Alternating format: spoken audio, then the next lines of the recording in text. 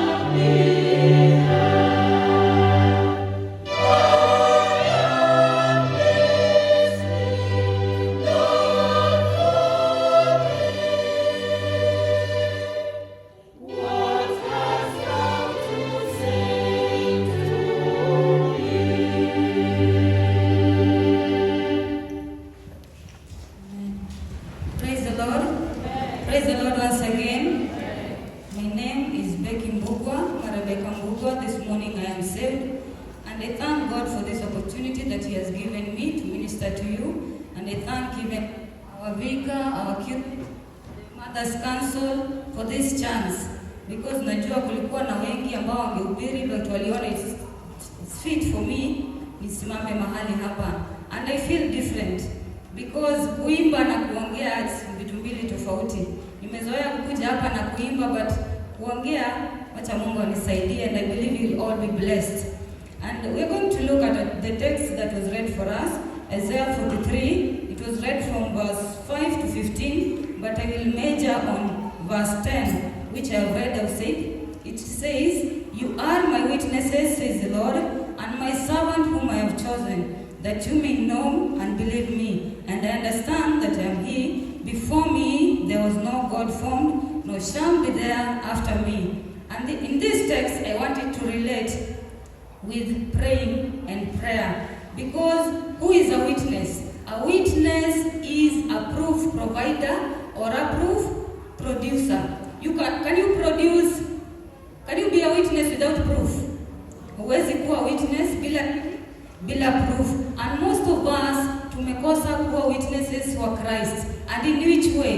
Many of us, please nisaidie na many of us tumefall kuwa witnesses because of what we are going through in our prayer life. And that's why I want us to look at our prayer life. How is our prayer life? Today in the morning tuliomba venye tuliamuka. Tuliomba. Kuna wale waliomba, kuna wale waliamuka it's late, wakaruka tu kutoka kwa kitanda, kwa shower, kukuja kanisa. And I want us to look at prayer. And this text hii prayer inatoka from Luke 18 from verse 1. It says, when Jesus was giving about the parable of the persistent widow, he said that men always ought to pray and not to lose heart or faint. Most of us penye tumefika in our prayer lives tumefaint. Kuna wenye hata saa hii mtu amecontemplate even kuacha kanisa. Kuna wenye wamefika mahali they cannot even witness anything good about Jesus or about Christ. Tumefika na I believe kila mtu tumeifika that point in prayer. Umefika mahali unasema nimeomba sana ni kama Mungu hanisikii. Si tumeifika hapo? Kuna mwenye hajaifika mahali hapo? Unasema kuna kitu I'm trusting God for, but naona ni kama I've tarried. Nimetari a lot, but it's not working. Today I want us to look at what is prayer. Prayer is the communication we have with God. Prayer is talking to God. Prayer is listening to God. Si kuongea tu, ni bali pia kufanya nini? Kusikiza kenye Mungu anasema.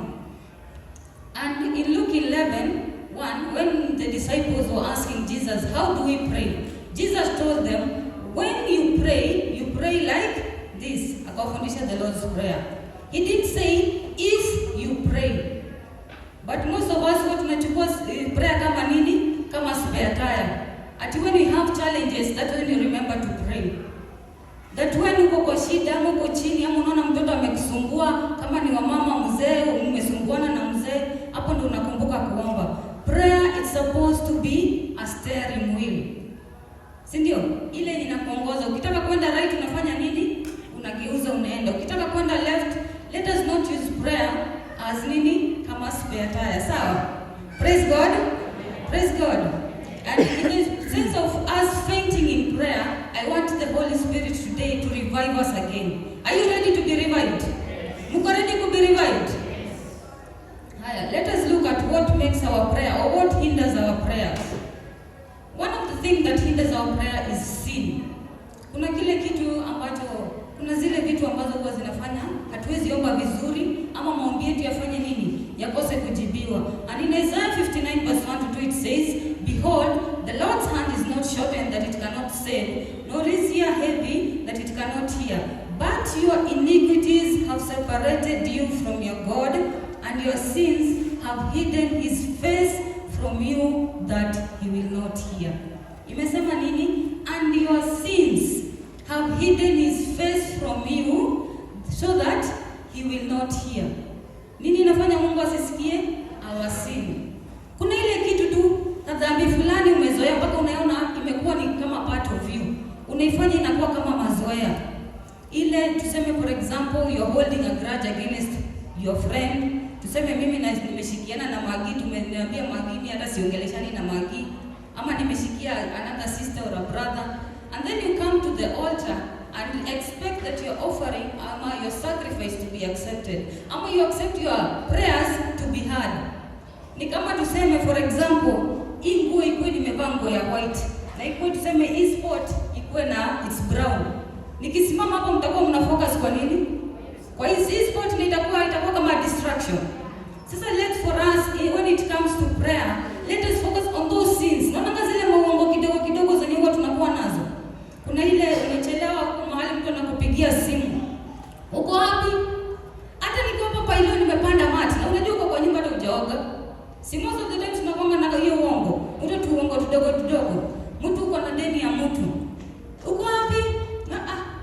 Acha tu sasa nakutumia tu sasa. Ngojea tu dakika 10. Na iko kwa ati wacha ile. Yaani unaona tu uongo mpaka tumefanya nini? Zimekuwa part of us. Tunaziona ni kama they are part of us. Let us deal with those little sins. Zenye tunaonanga ni kawaida.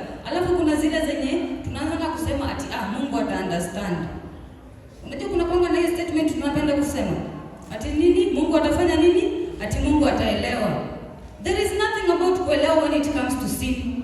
Because if we say we have no sin, we do what? We deceive ourselves and the truth is not in us. But if we confess our sin, God is faithful and just and atafanya nini? He will cleanse us from all sin. Hiyo si prayer tu tunasemanga hapa every Sunday. It is in the Bible in 1 John. In 1 John 1 from verse 8 to 9. Because I remember the time nilisikia verse sikuwa najua inakwanga kwa Bible. Mimi nilikuwa naisemanga tu but sikujua. When I came to realize that it's in the Bible, we cannot deceive ourselves that we have no sin. Let us work on sin. And then the other thing that makes our prayer hindered or it hinders us from praying right is asking wrongly. We ask wrongly. Unajua unaweza kuja uombe hapa for 2 hours na unauliza nini? Unauliza vibaya. Kuna in James 4:3 it says, "You ask and do not receive because you ask amiss or you ask wrongly that you may spend it on pleasures." Kuna mwingine anasema mimi nikibarikiwa, hii mtamu tatii. So umesikia those statement? Hii mtamu utafanya nini? Mtatii. Ukikuja na such a prayer, hebu imagine hata kama yeye ni Mungu tu kweli, kusema tu kweli. Unaweza jibu maombi na hiyo type hiyo. Ama tuseme somebody has come to you anakuuliza, "Nisaidie pesa, nataka kwenda dunda mahali fulani ama nataka kwenda party." Uko sure utapewa mtu pesa?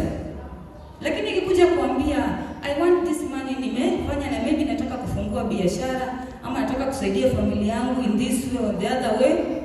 Si utakuwa rahisi hata kusaidia huyo mtu.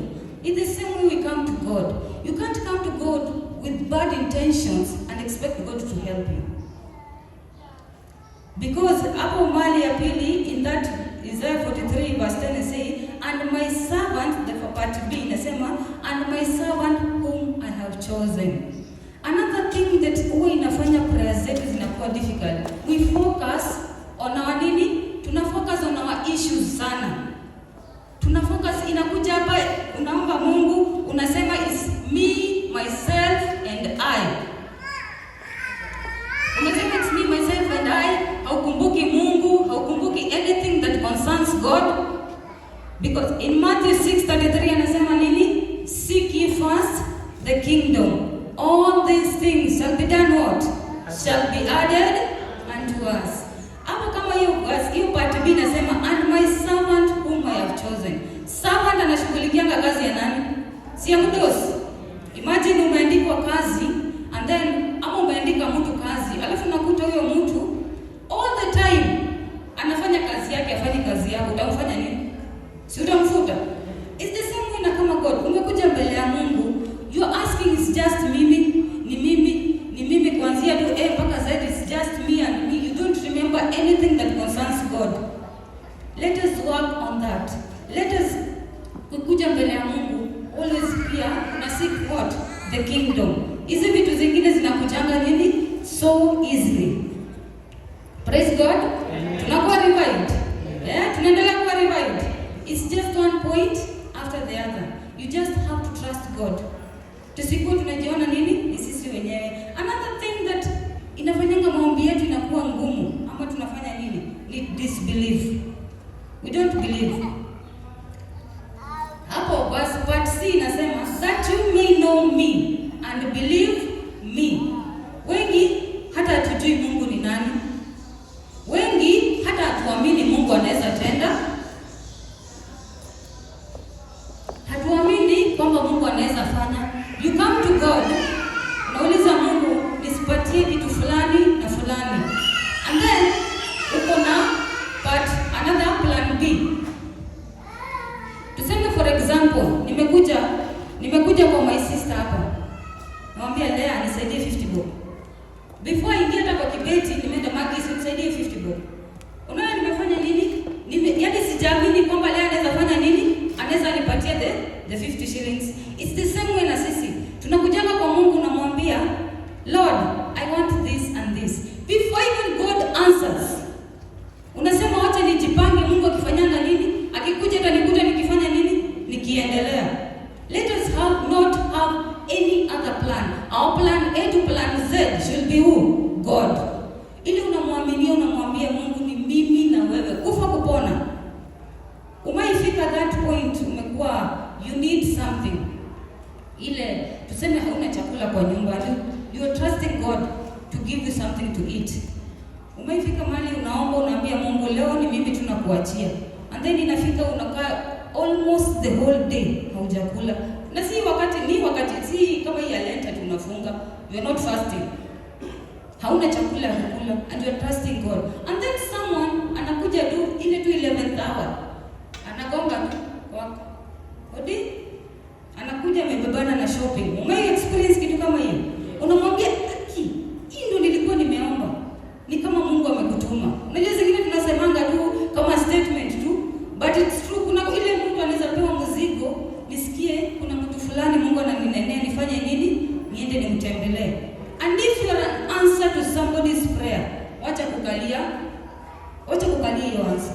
Because I remember almost 2-3 years ago, kuna mahali nilikuwa kwa fix fulani tu ship, ile tu challenge kabisa, ile tu next that nilikuwa nimekasirikia mpaka Mungu.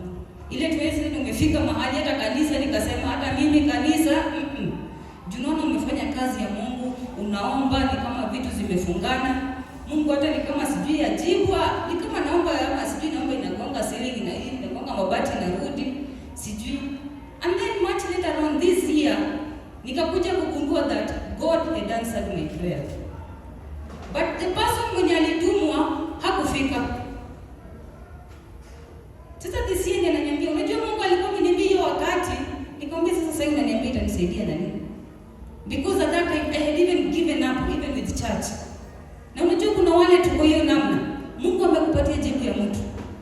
Amekupatia answer ya mtu. Unasikia uko na mzigo ya mtu fulani na hutaki kuibeba. Utafanya nini? Hiyo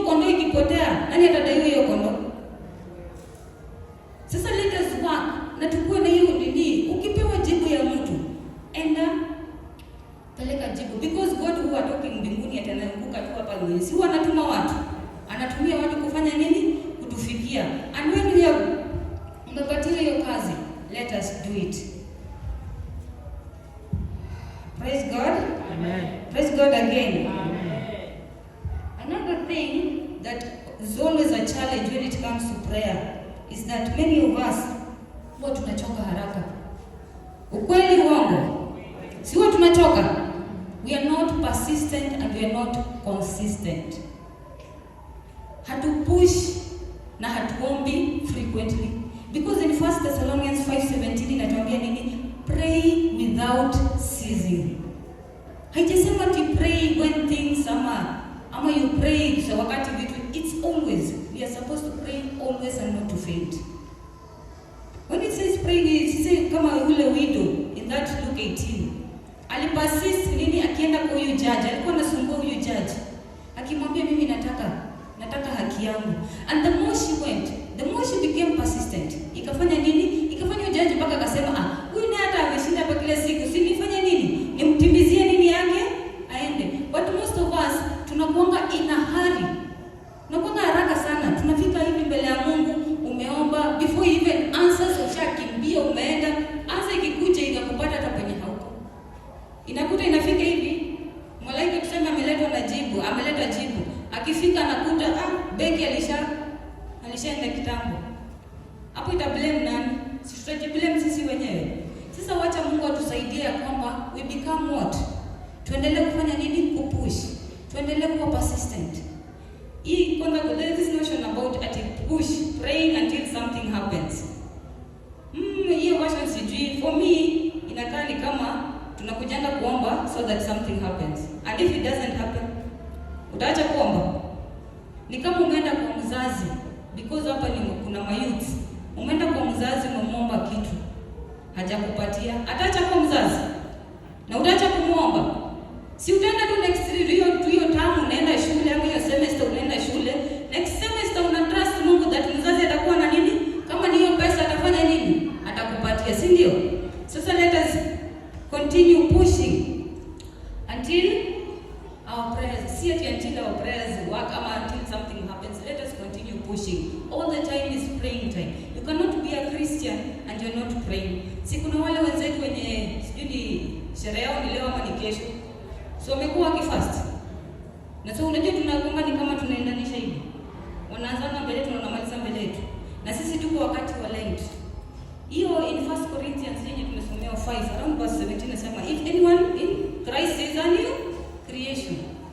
You cannot be a new creation na tunasema mimi nimeokoka and whatever you are doing unafanya mambo ile ya nini? Ya kitambo. Unasema mimi nimeokoka, nimekuwa mwangilikana tangu nilizaliwa ama nimezaliwa kwa uangilikana na kuomba hata ombi moja, huwezi fanya nini? Hauwezi omba. Let us rise up from those hizo notions that mimi ni Mkristo ama mimi ni Mkristo damu na nini, but you cannot do what you're supposed to do. Because kama sasa wakati wa Lent, wengine wote tumejifunga na kuna zile vitu tumejifunga. And if you are fasting and you're not praying, hiyo ni hunger strike. Because fasting goes with what? With prayer. Ndio ifanye kazi ndani ya maisha yako.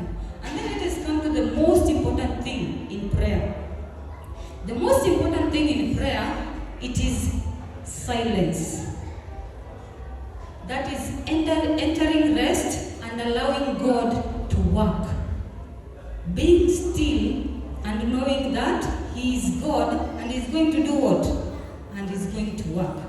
Si ametuambia hapo hiyo tu verse 10, hapo part C ametuambia that you may know me and believe me. When you know how God operates, hautakuwa unaongea mingi. And when you reach into His presence, you enter that, unasikia kuna that silence. You listen to what God is saying. Most of us hapa ndio what we feel. Hatusikizani Mungu anasema nini. Na husijui hatutaki kusikia ama ni hatusikii. Because the word inatuambia in John 10:27, my sheep hear my voice. I know them and they follow me. Kumaanisha if you're not hearing God's voice, kumaanisha wewe si nini? Wewe si kondoo. Ama you're just not listening. So acha Mungu atusaidie na to revive again, that we become part of what? Part of his flock. That tukue tunasikiza when God is speaking. Isikuwe tu nikukuja tu mbele ya Mungu tunaongea tu from hivyo mpaka atusikize kenye Mungu anasema. Because God's word, only one word hivi, it can last you for a lifetime. Huwa haongei mingi, and it's not hard to listen to God's voice and to hear his voice. For as long as you are his child, it is very easy to listen to God's voice. Amen? Tunakuwa revived. Amen. And then there is that kuna ule mwenye anasema mimi sijui kuomba. Sema isikia watu wakisema hivyo. Mimi sijui kuomba. And kuomba hakuna mtu anajua kuomba. Ama kuna mtu anaweza sema anajua kuomba. Hakuna mtu anajua kuomba. But in Romans 8:26 it says, likewise the Spirit also helps in our weaknesses. For we do not know what we should pray for as we ought, but the Spirit himself makes intercession for us with groanings which cannot be uttered. Mesikia nani anatusaidia kuomba? It's the Holy Spirit. For us, sisi wenyewe hatujui kuomba. Roho Mtakatifu ndiye anafanya nini? Anatuwezesha, tunaweza kuomba. And this kuomba, usisema tujui Roho Mtakatifu anatusaidia. Sasa unakuja mbele ya Mungu na unanyamaza. You have to initiate nini? The process. And then he guides you what? He guides you through the process. Let us trust the Holy Spirit. Kuna yule anajua tu wako hapa. Umefika tu to that point. I have been there. Ile point ile unafika unasikia hapana. Nimeomba nasikia mambo yendi. Let the Holy Spirit work in you. Let the Holy Spirit help you through. And you also need to be equipped with the word. Because kama hauna neno, sijui utakuwa unaomba aje. Because kuna times unafikanga mbele ya Mungu hivi, unasikia tu leo sina kitu ya kusema. But because we have the word, ametuambia nini? He will not leave us nor forsake us. When you call on me, I will answer. I will show you what? Mambo makuu na ajabu ambayo hujafanya nini? Hujaiona. When you have the word, it become easier for us to pray. So let us equip ourselves with the word. Tusiko watu kukuja tu ya just Sunday Christians. Ukifika hapa Sunday nikifunga Bible hivyo ni hivyo until next Sunday nikifika. Let us be Christians who know the word. At this Lent season ikiisha tu Lent season, so we are fasting and we are praying. In Lent season ikiisha, let it be a Lent with the difference. Simebakia ni 2 weeks this week and the other week. Let us be people with a difference. Tuko watu tofauti. Isiku Kristo wetu hata majirani wetu wanaulizanga, na Beki anakuanga ameokoka kweli? Tusikwe. Ukisikia mtu anasema statement kama hiyo, ujue kuna nini? Kuna shida mahali. Tuko watu ambao tuko equipped with the word. Because if you are equipped with the word, you will be able to understand who God is. And we will be able to know that before him hakukuwa na Mungu mwingine, na after him hakutakuwa nini? Hakutakuwa na mwingine. So if you are contemplating kwenda hata huko nje, amesema nini? Before me there was no God found, and after me hakutakuwa na mwingine. Sasa ukitorokea huko nje unatoroka wapi? And the moment you step out unasema unaenda huko nje, unakuwa vulnerable. Because the enemy will be fanya nini? Atakuwa very easy kufanya nini? To attack you. Na kama vile timu ya mama inasema nini? I can do all things through who? Through Christ who strengthens me. We can do everything that we want to do. But it is through Christ that gives us strength. And through the help of the Holy Spirit, mwenye aliachiwa kuwa nini? Akiwa msaidizi wetu. Amen? Have we been revived? Mumona mahali ambapo huwa tunatoka kidogo. May the Lord help us and help each and every one of us that prayer. If prayer is your priority, you're going to make it work.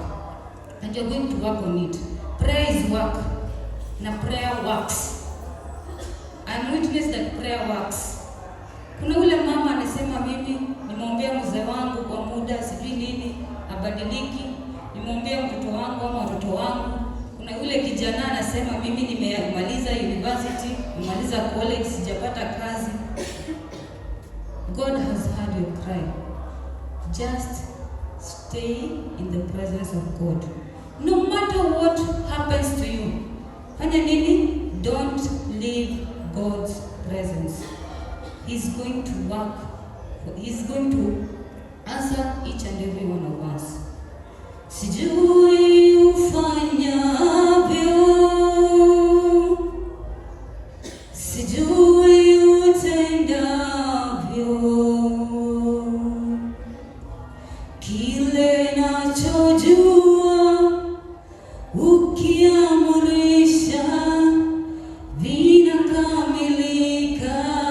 I don't know how you're going to do it, Lord, but I know that when you say it is, itafanyika. Inafanya nini? Inafanyika. You uko pale, uko discouraged because you have umetari so much. Don't leave God's presence. God is going to visit you in a mighty way. Amen? Amen? Akisema atatenda, jambo gani hilo alokuahidi wewe? Si mwanadamu adanganye. Yesu jina lake. May we all stand? Tusimame sote. You are there. Umesikia umechoka. Ile umesikia umeomba umechoka. Wacha Roho wa Mungu azidi kukunenea asubuhi ya leo. Let us not give up. Let us rise from that discouragement, knowing that God atatenda na atatufanyia kazi. Father, in the mighty name of Jesus Christ, we thank you, Lord, for your word this morning. Almighty Father, King of Kings and Lord of Lords, touch each and every heart that is here, Lord. Kwa wale ambao tumekuwa discouraged, Jehovah King of Glory, may you give us hope, Lord. For those of us who are down, we have lost hope, Lord. Return us, O Jehovah King of Glory. Uturudishe Mungu wa Israeli katika uwepo wako, mfalme wa ajabu. Mungu wetu na Baba wetu wa mbinguni, mwacha tumaini letu likawa kwako, Mungu wetu wa mbinguni. May you meet each and every of us, Lord, at our point of need, Almighty Father. Kuwa nasi, ukatutangulia katika kila jambo, Mungu wa Israeli, ambalo tunalolifanya. Na katika jina la Mungu Baba, Mwana na Roho Mtakatifu. Amen.